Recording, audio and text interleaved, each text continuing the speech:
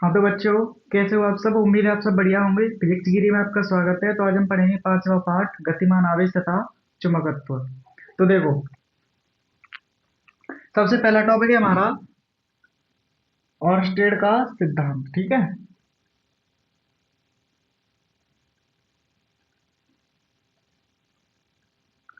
Orsted का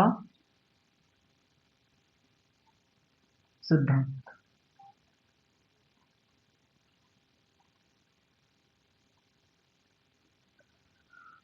Orsted ने क्या बताया था? ऑर्स्टेड ने ये बताया था कि जब किसी धारावाही चालक तार के आसपास कोई चुंबकीय सुई लाई जाती है तो चुंबकीय सुई में विक्षेप होता है। ठीक है, विक्षेप क्यों होता है? तो उन्होंने ये बताया कि धारावाही जो चालक तार है ना, उसके चारों तरफ चुंबकीय क्षेत्र उत्पन्न हो जाता है, इसीलिए सुई में क्या हो रहा है? विक्षेप हो रहा है। ठीक है, तो ऑरस्टेड ने कहा था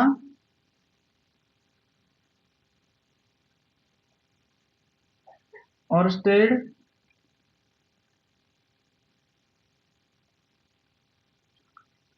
के अनुसार जब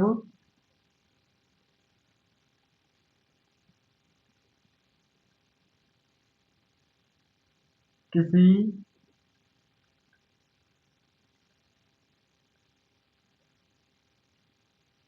धारावाही तार में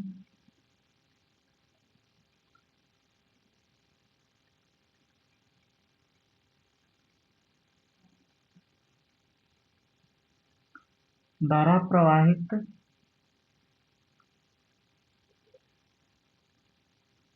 करते हैं तो उसके पास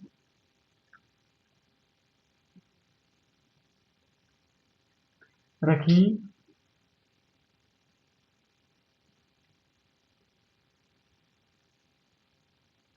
चुंबकीय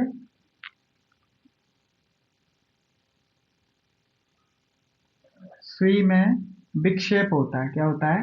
विक्षेप होता है। ठीक है, विक्षेप होता है। इसका मतलब क्या है? अर्थात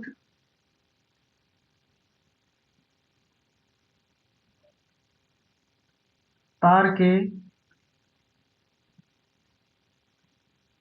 चारों तरफ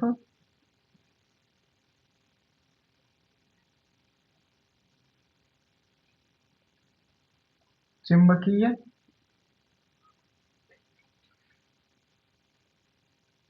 क्षेत्र उत्पन्न होता है। ठीक है,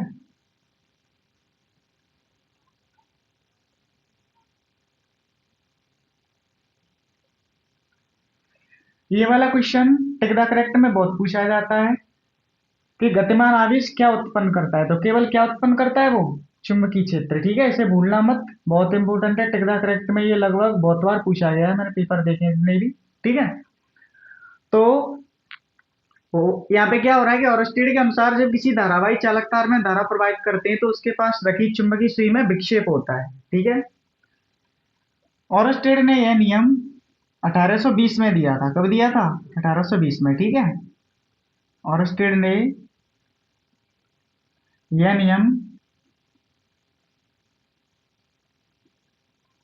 1820 में दिया था। ठीक है, तो देखो, मान लो ये हमारा कोई तार है। ठीक है, जिसमें धारा आई प्रवाहित हो रही है। ठीक है, तो इसके पास जो चुंबकीय सुई रखी होती है, चुंबकीय सुई रखी होती है, उसमें क्या हो रहा है? विक्षेप हो रहा है। ठीक है, इतनी बात क्लियर है। उसके बाद इन्होंने एक बात और बताई, यदि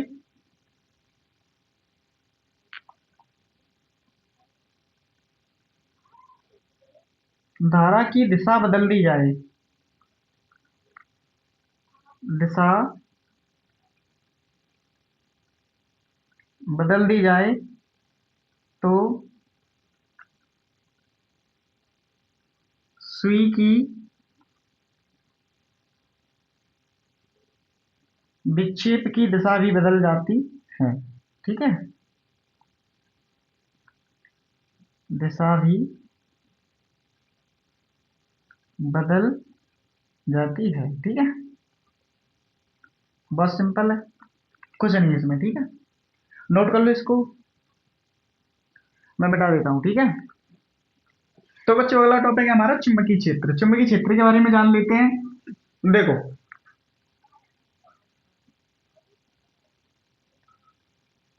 किसी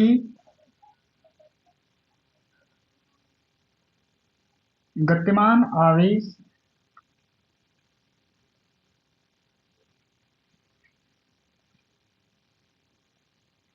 अथवा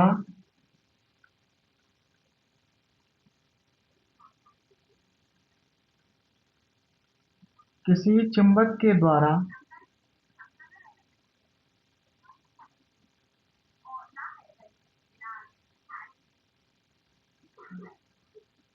उत्पन्न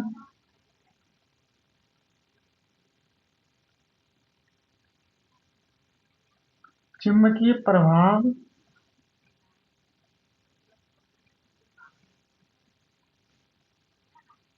को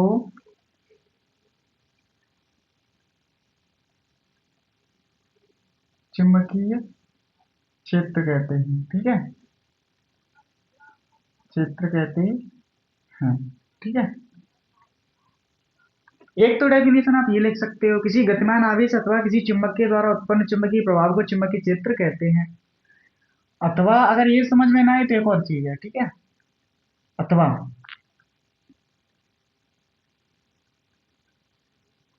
ऐसा क्षेत्र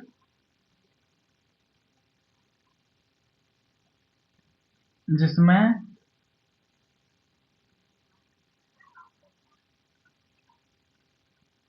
कोई गतिमान आवेश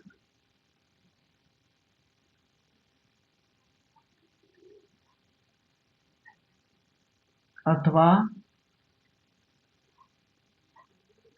अन्य चुंबक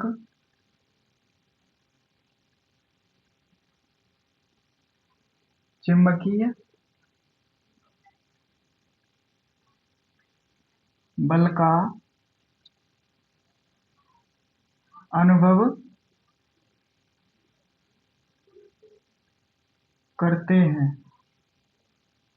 क्या कहलाता है वो? चुंबकीय क्षेत्र कहलाता है। ठीक है, चुंबकीय क्षेत्र कहलाता है।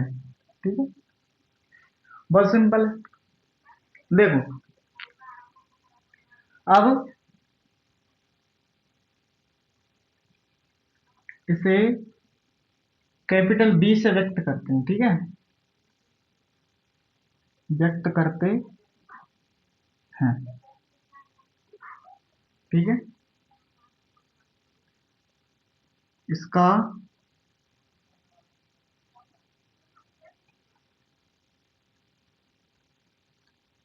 एसआई मात्रक टेस्ला होता है। क्या होता है?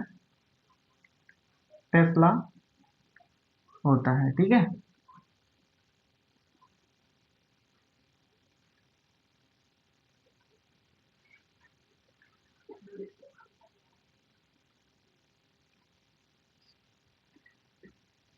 यह एक सदिश राशि है। कैसी राशि है? सदिश राशि। ठीक है, सदिश तो आप जानते हैं जिसमें परमाणु दिशा दोनों होते हैं। ठीक है, इतनी बात तो होगी हमारी चुंबकीय क्षेत्र के बारे में। ठीक है, नोट कर लो जल्दी से इसको। तो बच्चों अगला टॉपिक है हमारा चुंबकीय बल। चुंबकीय बल के बारे में जान लेते हैं।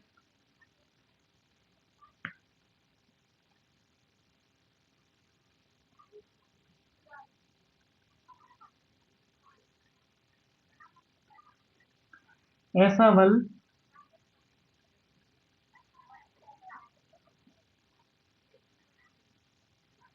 जो किसी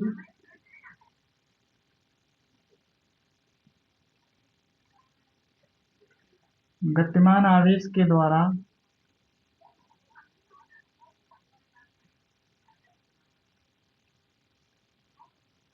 गतिमान आवेश या चुंबक के द्वारा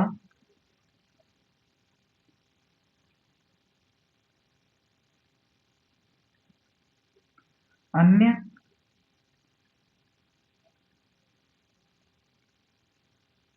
गतिमान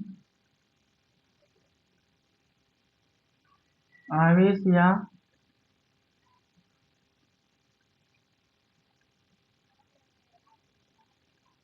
चुंबक पर लगता है,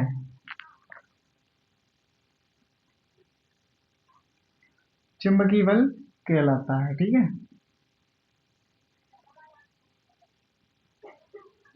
चुंबकीय बल कहलाता है।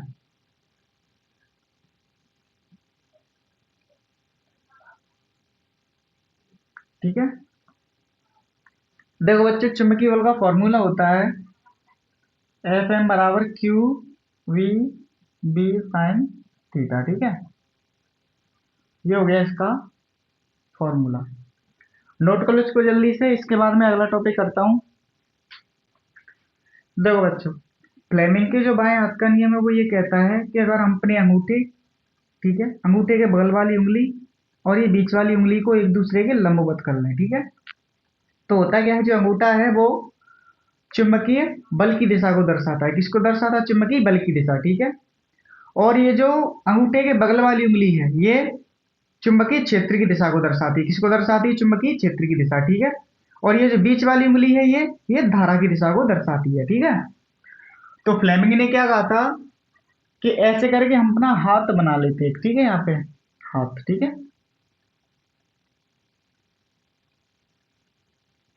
हाथ बना लेता हूं मैं यहाँ पे। मेरी ड्राइंग उतनी अच्छी नहीं है बच्चों, फिर भी मैं बना ही देता हूँ। ठीक है, ठीक है, ठीक है, इस तरीके से।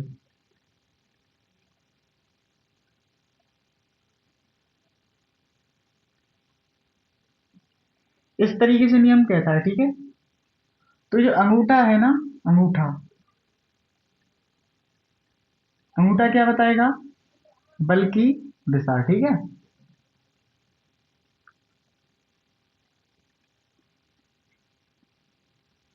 और ये जो तर्जनी है ये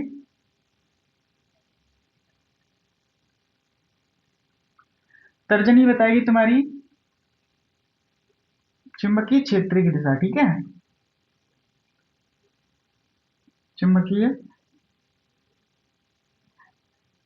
क्षेत्र की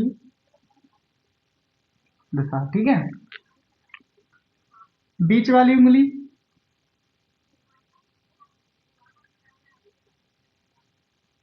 धारा की दिशा। ठीक है, इस तरीके से ये बताएगा। ठीक है, मैं यहाँ पे डेफिनेशन लिख देता हूं। इस नियम के अनुसार, इस नियम के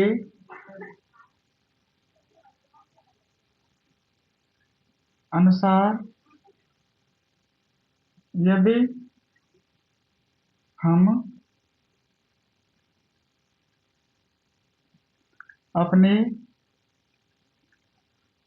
बाएं हाथ के अंगूठे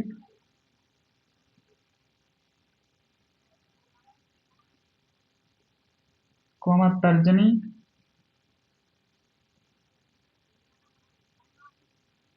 तथा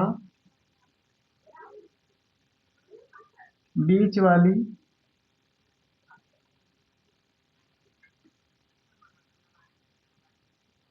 उंगली, बीच वाली उंगली को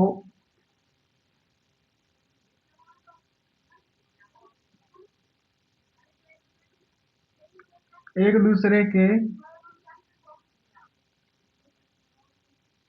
लंबवत करें,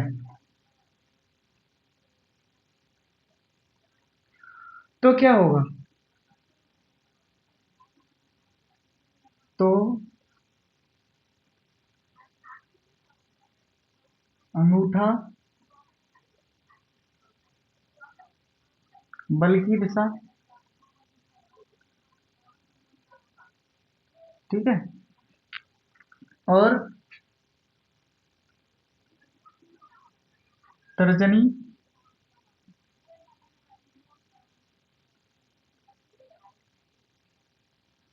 चुंबकीय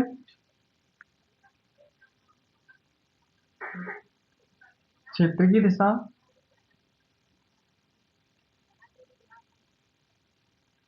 तथा बीच वाली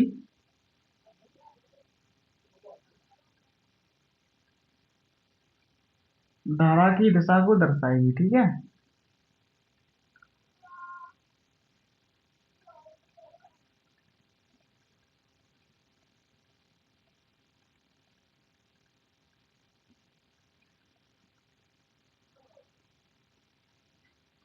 क्लियर।